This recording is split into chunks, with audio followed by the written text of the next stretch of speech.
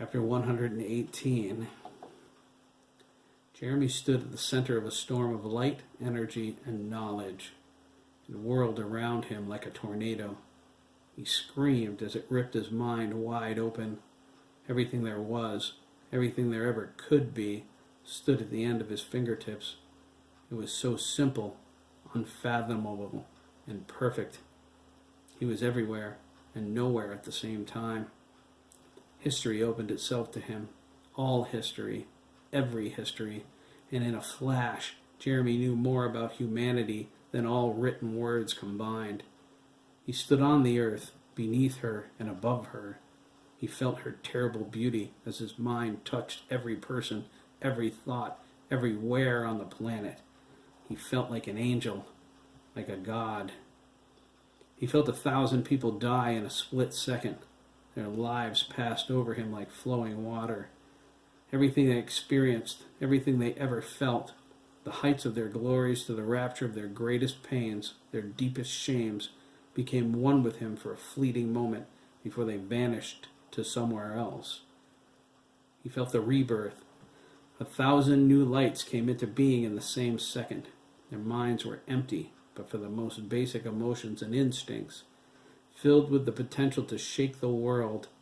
They could change all of humanity with a flex of their incredible will. They would never be closer to God again until death. Jeremy fought desperately not to get lost in the storm. He heard Craig calling to him from somewhere. He was in agony. He was terrified and crying. He's dying, Jeremy thought, his heart breaking. A pure white light shined all around him. Jeremy bathed in it. He opened his eyes. It was a power that was above power, beyond force. It was knowledge above understanding. It fostered knowing and knew infinitely more than even he was aware of now. He reached out and wanted to touch its source. Instinctively, he knew what it was and knew why it was. It held a place for him where he would be safe forever. He would never know fear again, or anger, or hatred, or sorrow. Jeremy cried out to it and stretched toward it, but before he touched it, the light flashed and vanished. Jeremy fell to the ground, sobbing. He was overwhelmed by a terrible feeling of loss.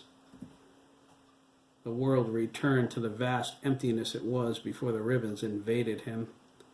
There was a picture in his thoughts which only moments ago was more vibrant, more alive than any other, but now it faded like the faces in the sky, and with them all he knew. It was knowledge not meant for a human being, no matter their power.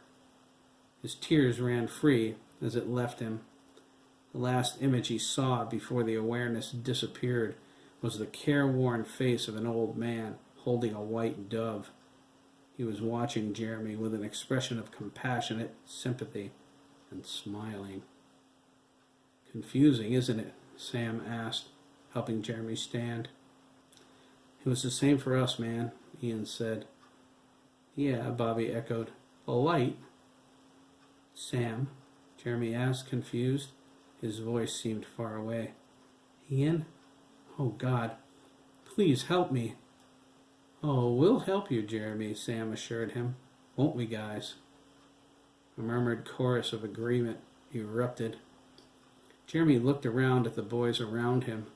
They were immaculately groomed and dressed in black tuxedos with purple cummerbunds.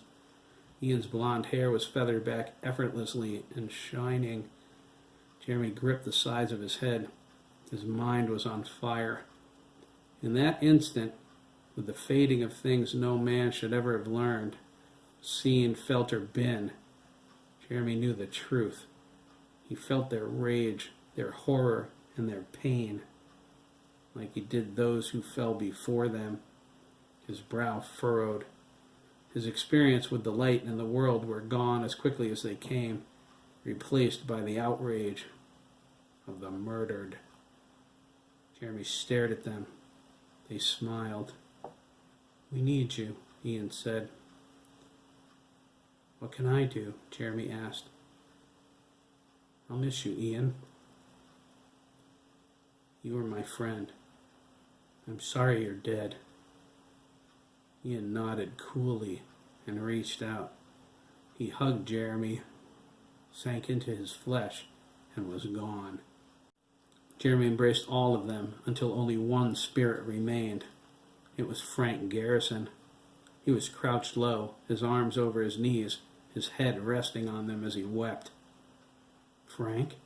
Jeremy asked. Frank looked up, his tears streaming. "They used me," he sobbed. "I didn't want this." Jeremy held out his hands. Frank hugged him, sobbing into his shoulder. "I'm sorry, man," he choked. "I'm so sorry." "Me too, Frank," Jeremy whispered. Frank disappeared inside of him. Jeremy was alone again. He knew what he had to do. He focused the power raging within him and reached out for Craig, his anchor, his lifeline, the other half of his soul. The echo of his friend's cries came into his mind. He hoped he was all right. He needed Craig right now more than ever. Jeremy's thoughts entwined with his, but what he saw and what he felt didn't give him support, but instead sent him careening over the edge, right into the abyss.